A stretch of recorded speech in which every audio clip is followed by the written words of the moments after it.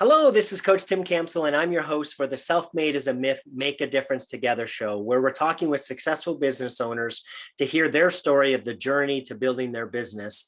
And because we know that success does not happen in isolation, we are recognizing the folks who have come alongside of us to help us as we are building our business. I'm excited to have a fellow business owner from Indiana with us today. My guest holds a Guinness World Record for the largest high heel race in the world. So we're definitely going to want to hear more about that. She loves to entertain and started a garden during COVID. And she's most proud of her amazing family who never fail to show up for one another. It is my pleasure to welcome Michelle to the show today. Hello, Michelle. Hi, Tim. How are you? It's good to see you again. We were saying before we got started, it's nice to be back engaging with people again, in person and virtually, both. So true. Now, before we get into I just need to hear more about this high heel race. Right. So, unfortunately it's mounted on my wall right over here, so I can't take it down. But so when I was in Fort Wayne, Indiana, I was the president of the Women's Bureau Board of Directors, and we had a program called REACT. It was a rape awareness, rape crisis center. And you may have heard of something called Walk a Mile in Her Shoes. It is a high heel race where predominantly men wear high heels, 4-inch red high heels, and walk a mile to speak out saying that rape and sexual assault is unacceptable, and they're going to stand up against that and for the people in their lives who have been survivors and victims. That said, one year, we'd done the race a couple years, we'd had great success. And one year, my dear friend Liz and my other dear friend Denise, who had kicked this off, decided the three of us decided we were going to go for the Guinness record. And very long story short, I ended up chairing it that year, and we made it. 967 walkers, I believe. The Guinness record still stands. I would never try it again, but I'm glad we did it. And the award holds a place of honor in my office. That is awesome. Well, Michelle, let's have you introduce yourself. Tell us a little bit of your personal story, like where you were born, where you live, a little bit about your family and your hobbies. Sure. So my name is Michelle Merritt. I am the founding partner of Circle City Coaching. We provide leadership coaching to people in the job search process. So resumes, interview coaching, job search coaching, salary negotiation coaching, etc. Started this business over 10 years ago now, which is mind-boggling to me. I swore I would never be a business owner. Both of my parents are small business owners. I watched them go through the blood, the sweat, the tears of it to their point of retirement today, and swore that I would never do it. And life took a couple of interesting turns more than a decade ago, and I leveraged my experience in community engagement, in national recruiting at the Fortune 100 level, and ultimately opened this firm with my partner, who doubles as my husband, Jason. So where were you born? Where do you guys live? Yeah, so we live here in Westfield. We moved back to Westfield after spending a little more than a decade in Fort Wayne. I am from Indianapolis originally. Jason's originally from Northeast Indiana. I grew up in Decatur, Illinois. Soybean capital of the world, and moved back to the racing capital of the world. So I'm a Midwest girl, as Jason is a Midwest guy at heart. So we love the Midwest. I think it's the greatest place to live. People often ask me, if you weren't doing this, what would you be doing? I'd probably be hosting a travel show about how much I love Indiana. Contrary to the media and the press we get in the Midwest, I think it's the greatest place to live. Fantastic. So in your introduction, I shared that you started a garden. Tell us a little bit about that. I did. So I grew up with grandparents as a very big influence in my life.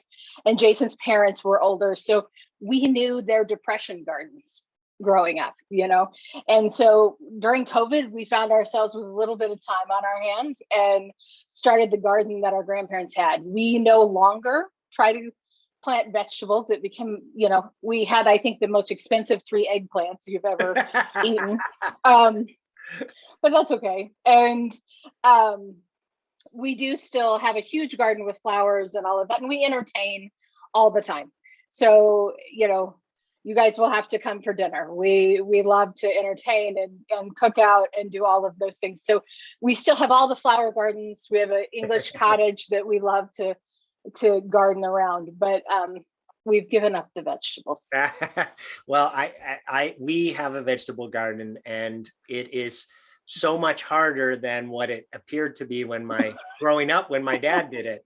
I too have had some of those experience of expensive plants, and a couple years in a row, I've had to rebuy plants because I planted them too early and the frost killed them. And right. Yeah, it's a lot of work. You don't just throw it in the ground and get some tomatoes out of it. Right. In central Indiana last year, as you know, we had frost well past Mother's Day, which is the planting day.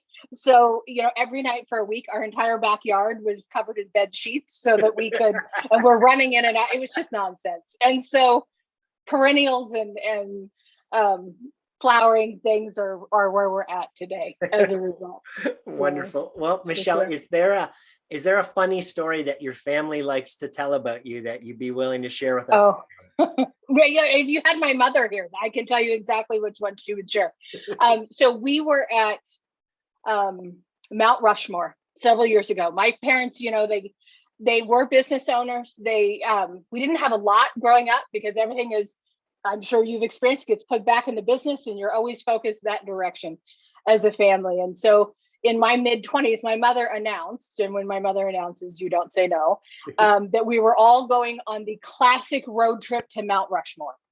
And so we went, and we're horseback riding. And it's fair that it's fair to say horses and I are not friends. My younger sisters all decided we were going horseback riding. And of course, I got the horse that wanted to stop and eat along the way and not actually be on the trail.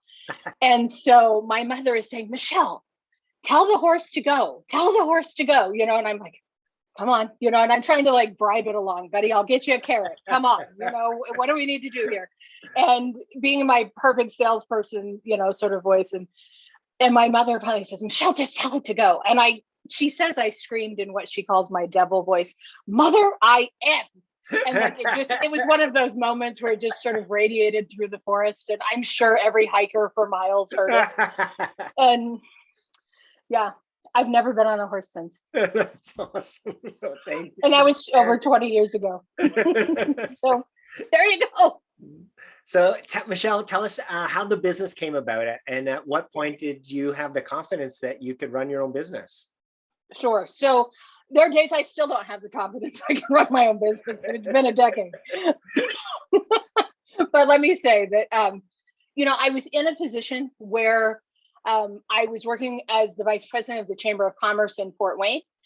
We came to a place where it was no longer the right move for me to stay. I felt like it was time for me to move on. Took a little time off, which I was fortunate to do and have the support at home to do.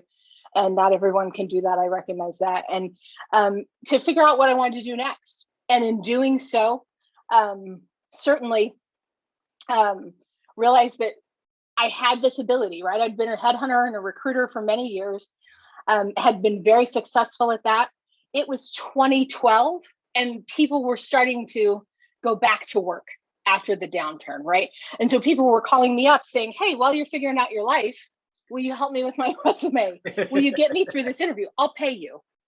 And I said, okay. And I knew enough to not put those checks in my personal bank account. So I called my banker, Stephanie Veit, who is an amazing banker, and said, I have this money. What do I do? And she said, congratulations, check your email. You're becoming a business today. I just sent you the paperwork. And here we are.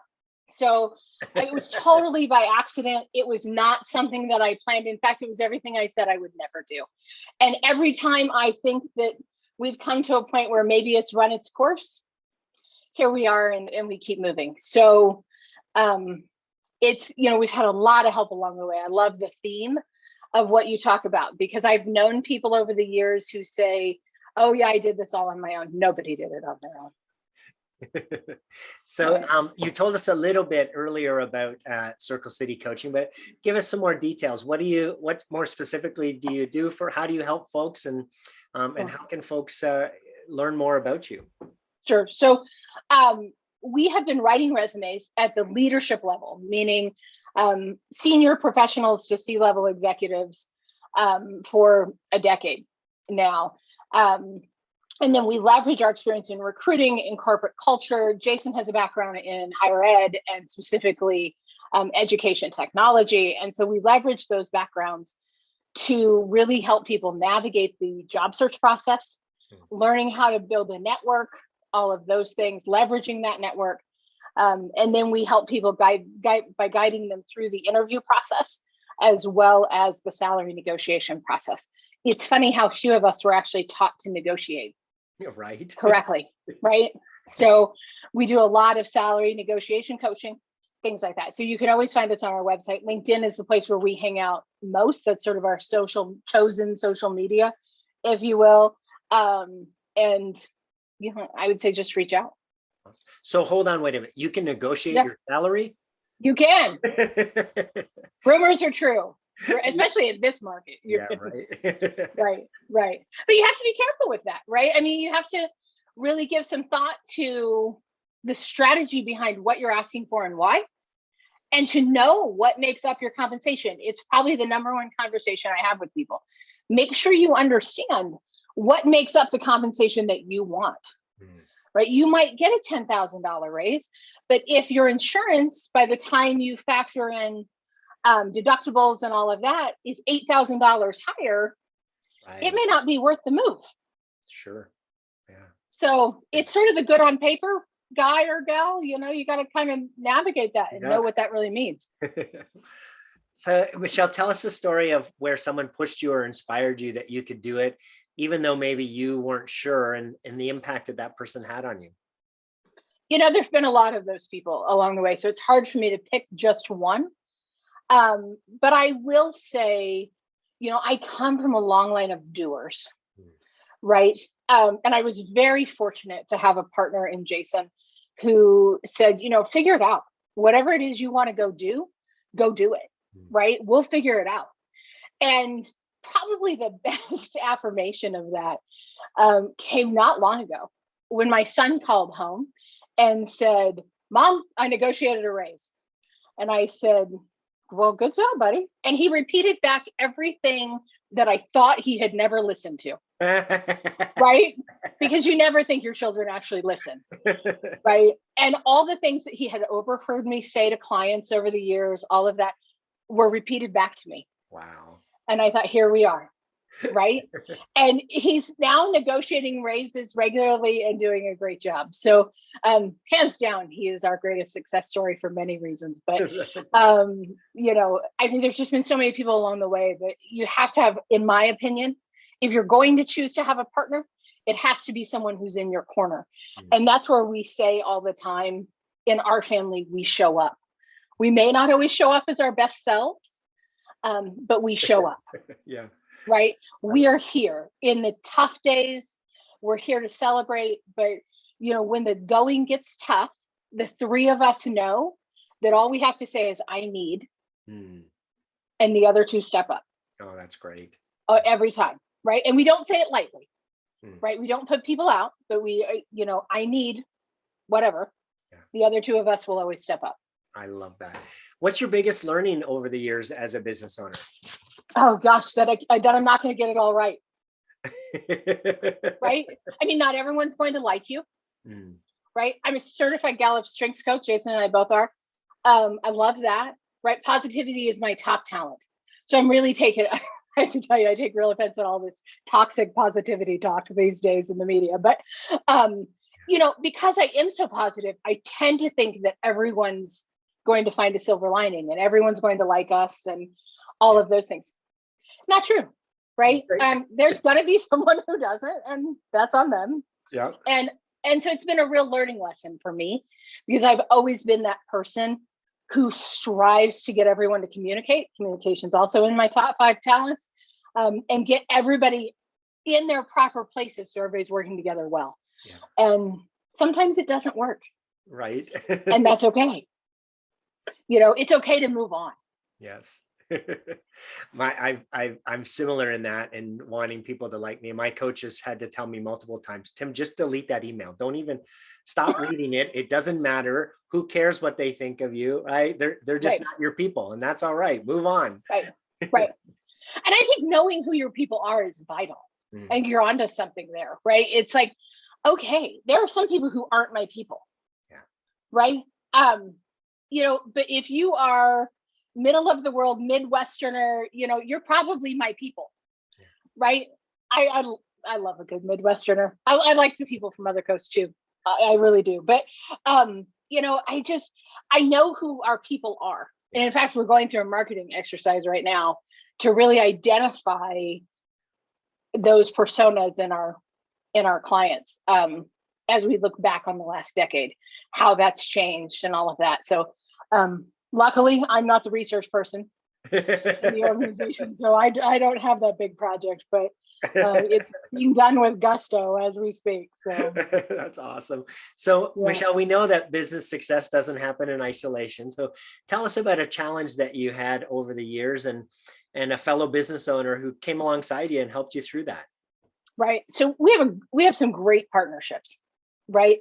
But the one that comes to mind the most over the years, and it's funny, it formed out of friendship, and then we both started doing similar work. You may or may not know Deborah Boggs, but Deb and I got to know each other, and of course her husband Steve and Jay.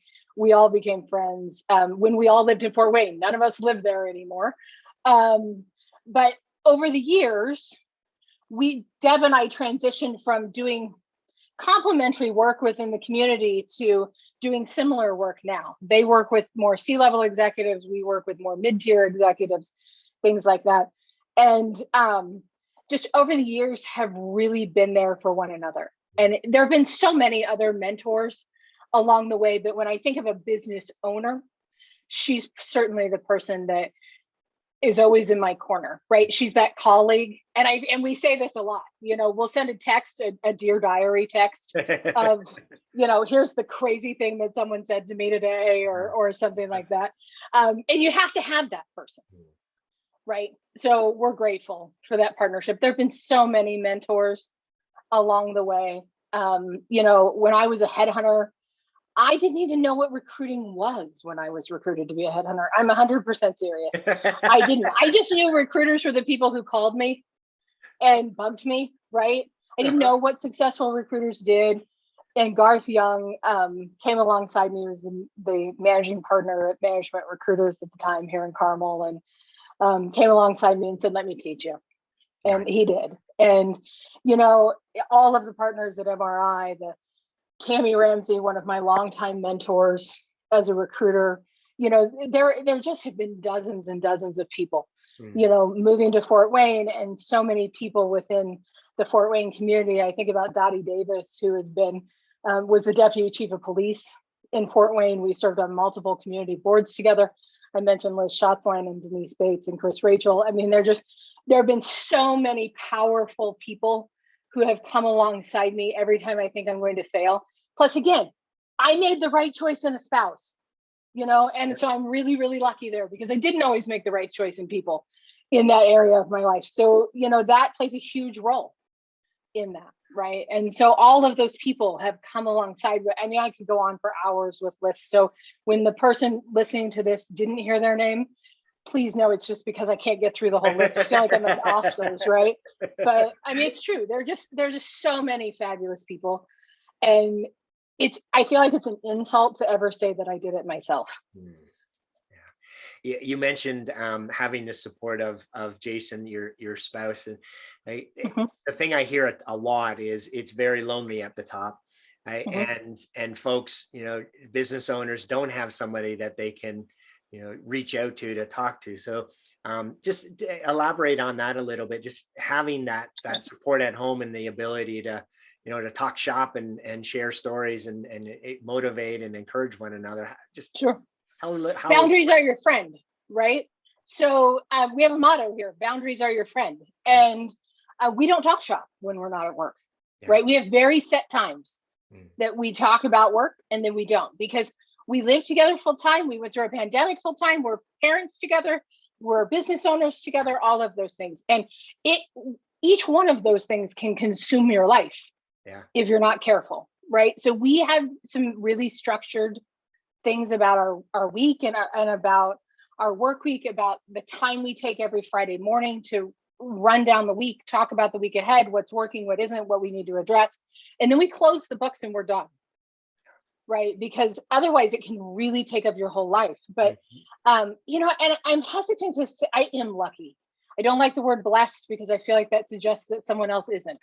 Right. But, I'm hesitant with the word lucky too, because we are very fortunate to have each other. But let's be really clear. We worked really hard on ourselves. Yeah. We worked really hard to be the person that is worthy of the other person. And we work at that every day. And we work at that for our son too. And he chooses to show up and work at that as well. So awesome. It's a really good team, and with his partner and all of that, she's a part of this team now too. And we all just show up for each other. I love the boundaries, and I talked with my clients a lot about that. Is, you know, for family members who work together, you have to leave the family relationship at home, right? When you come into the office, and vice versa, as you said, is when you get home, you've got to leave the work stuff at the office and you know, be a family. And the two worlds. If you can go ahead, I'm sorry. I was just going to say the two worlds, as you said, need to stop right at the door. Otherwise, it gets very complicated. Sure. And as you can see, we share an office even, right? So the second floor of our home is all office. And so, but once we walk downstairs, that's it. It's done. Yeah, that's awesome. I love it. Yeah. So Michelle, as you think over the next 3 to 5 years, what are the biggest challenges that you're going to face to reach your goals? And who are the types of people you're going to need in your life to help you overcome those business challenges? So, you know, it's interesting. We are at a place right now, and that's the 3 to 5 year, what's your plan? 3 to 5 year interview question, right? That we teach people to answer every day as well. But, you know, what I'll say is, as we look to scale the business, we have come to that by being incredibly candid. And I hope I don't get bombarded with marketing people after saying this out loud. So please don't instantly message me. But we have come to that place in scaling our business where we're trying to figure out, have we taken it as far as we can take it? You know this bridge, right? Where absolutely, at what point do we have to bring in outside experts? We've built a nice little life here. Do we want to expand, or do we want to just continue the steady growth that we have? And we have decisions to make. We're not there yet. And again, please do not send me a bunch of marketing spam. I already have a great marketing person. But, you know, we're at that point. And even our marketing person, Anthony, has challenged us to say, you know, you have decisions to make. Yeah. And we're grateful to have his support and his knowledge in that time too. Yeah. So what an exciting time, because you're right. I face this with my clients all the time is, you know, there's a great book of what got you here won't get you there. Right. And another way to look at that is the business can only grow, you know, to the owner's knowledge, skills, and capacity. Right. And so every successful business owner comes to this point where they have to decide, right? Do we want to scale it to the next level or don't we? And there's not a right or wrong answer, right? It's whatever the individual wants. If they decide that they want to take it to the next level, it does mean, you know, thinking differently and preparing differently and bringing in different resources. But at the end of the day, it's whatever the business owner decides that they want for themselves. And you know, and again, there's no wrong answer. It's what you two will decide that's right for you. Right. You bet. Yeah, and we ask our clients the same kinds of questions, right? You know, our clients face it on more of an individual basis every day as well. Sure. Right. Yes, I can imagine. Right. Do you really want to get that promotion and take on all that added responsibility? Right. Yes or no. Right. Right. And it doesn't make you a failure if you choose not to. No. Right. And I think that's really the myth, right? You and I've talked before about the hustle and the grind and all of that, and people are addicted to the hustle. Yeah. Right. And it's so sad to me. And there was a time in life when I was flying all over the country, recruiting executives from one place to the other. And, going out to fancy dinners and at 10 o'clock at night and fancy clubs and all the stuff. I mean, I did all that. I've done it. Yeah. But, there's an addiction that comes to that grind. And you really have to, for me, I really had to be careful. Yeah. There, because that can take precedent over everything. Absolutely. If you're not careful. Yep. Yeah. And there is a difference between, working harder versus working smarter. Right. And so to scale a business doesn't mean that we have to get sucked back into that hustle and grind. Right. But it does mean that we have to understand the tools and the best practices to help us to scale. And, and I love what you said. We also have to protect ourselves against that, because culturally, right, hustle and grind is romanticized. Right? And everybody talks about it as if it's the way it's supposed to be. And certainly when we're starting a new business, we need to do the hustle and grind, but that it's not sustainable. Right? We can't work those long hours on a year over year over year. There too many businesses go out of business because the business owner gets burnt out. Right. I remember, and I'm dating myself a little bit, but there was a commercial a few years back by Cadillac about the hustle and the grind and all of that. And it was out for a minute because they just got obliterated. And I think Ford then turned around and made an opposing commercial or something. But, and it was only out for a minute. But I remember, because I'd been so addicted to the hustle when I was a recruiter, that like the first time I saw this commercial, it left such an impression on me, right? It was very Wolf of Wall Street kind of thing. And I was like, oh my God, this is the greatest thing ever. I have to go buy a Cadillac, right? And it was Jay who had to say, come back here, calm down, this is, because you have to have those people in place who will check you. Yes. I'm sure you run into this as well in your industry. But I have so many business owners that I talk to that are just exhausted, right? And tired and worn out and beat up, and they're not even excited about their business anymore because they've hustled and grinded for too long. Right. And you can lose the passion, but I think you can get it back, but you've got to be conscious about it. You've got to take a step back, align yourself with people who are going to tell you the hard truth in a way that is still supportive of you, and really be able to take that time. And not everybody's fortunate enough to take a sabbatical, right? But being able to take some time for some self-care. We make fun of that word, right? It's not a pedicure. If you want a pedicure, go get one. But it's not a pedicure, right? It is really about that time to step back and take care of yourself. And make sure that you really are seeing things clearly. Absolutely. So Jim Rohn, one of my favorite authors, he said, one of his quotes, I love it. We become the average of the 5 people that we spend the most time with. So as you think about that in your business journey, is that something that is exciting, something that makes you nervous? What's your standpoint on that quote? So I always make a point to surround myself with people who are tons smarter than me. Right. So if you look at my circle, personally and professionally, because they do tend to blur sometimes, not all the time. I'm a big believer in having separate parts of your life. But who I surround myself with, every one of them makes me step up. Right. One of the things the story I always tell is that I entered high school and probably graduated high school with a 5th grade reading level. I'm a writer today. Wow. Right. Those two things don't make sense. Right. And back then you took the standardized test at the end of the year and they posted your scores on the door because it was the 80s and we didn't really care about your feelings. Right. And so, sorry. And so everyone knew that I was not a good reader and quickly got labeled the dumb cheerleader. Right. And which I wasn't a cheerleader. So, I went all through my high school career, barely getting by in that regard. And, it wasn't until much later in life when I was recruiting that another partner at MRI, Ken Burns, came to me and said, I think there's something I can help you with.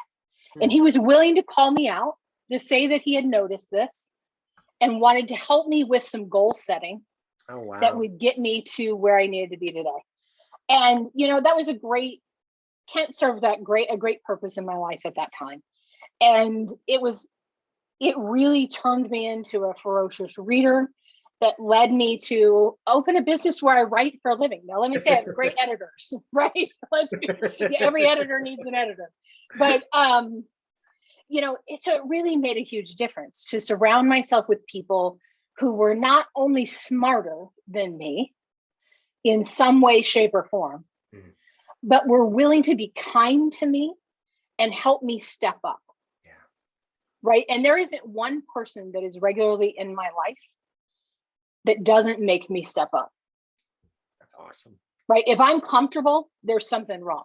Now, that doesn't mean I don't feel warm and welcomed and all of that. Right. It's not as though someone's belittling me. That is not making you step up. Sure. Right. There is a giant difference between arrogance and confidence. Yes. But having those people really makes a huge difference. So just closing out here, Michelle, if there was something catastrophic that happened in the business, who's the first person you'd call and what would that conversation be? Oh, that's a good question. So, obviously my assumption is Jay would already know. So we would remove him from the list because he would probably be a part of that. Right. So then it becomes, there are four, I have four incredibly close friends. So depending on the catastrophe, right?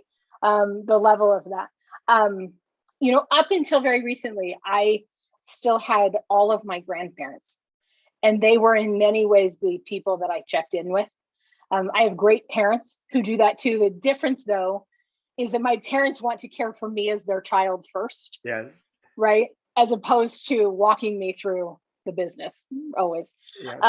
And so, up until very recently, it was my grandfather's. And I still have one grandfather left. He's 90. He'll be 99 this year. Best dancer in Macon County, Illinois. And has a line of girlfriends, let me tell you. But that's okay. It's a great way to live being 98 and soon to be 99. So, so definitely it's still that circle, right? I can turn any direction and know that depending on the need, there's somebody there. Because we've built that circle over the years, and that didn't come easy. Yes. Right. And we talk to people about their network all the time in building and activating their network for their careers. That didn't come easy. Sure. And so as we think about the business and where we want to move in the future, there are people in our lives that we help build up or who have helped build us up, and we help build them up. And when, again, all we have to do is say, I need. I love that. So, Michelle, some incredible people you've had in your life who have helped you on your journey. If they were all here on the show today, what would you want to say to them? I think, again, I can't list them all because there's just too many, but, it's just a true sense of gratitude and thanks. They know I love them. I can't say that enough. And we don't let those things go unsaid. We are a family who we say the things. Right? The things that make you a little uncomfortable, all of that. We don't leave without saying goodbye or I love you. We don't hang up. We say that to our friends, to our people closest to us. We do not let things go unsaid. Some of that's out of life experience. Yeah. So they know how we feel. That's awesome. Michelle, it's been a pleasure speaking with you today. Thank you so much for being on the show. Thanks for having me. It was great to see you again. Yeah, you too. To everyone who tuned in, thanks for listening to the Self-Made is a Myth show with your host, Coach Tim Campsell. Be sure to help us spread this movement by liking the show and posting us on your social media. To join our movement, go to bemadtogether.com. All right, folks, that's a wrap. Make sure to pay it forward, and I'll see you all next time. Take care.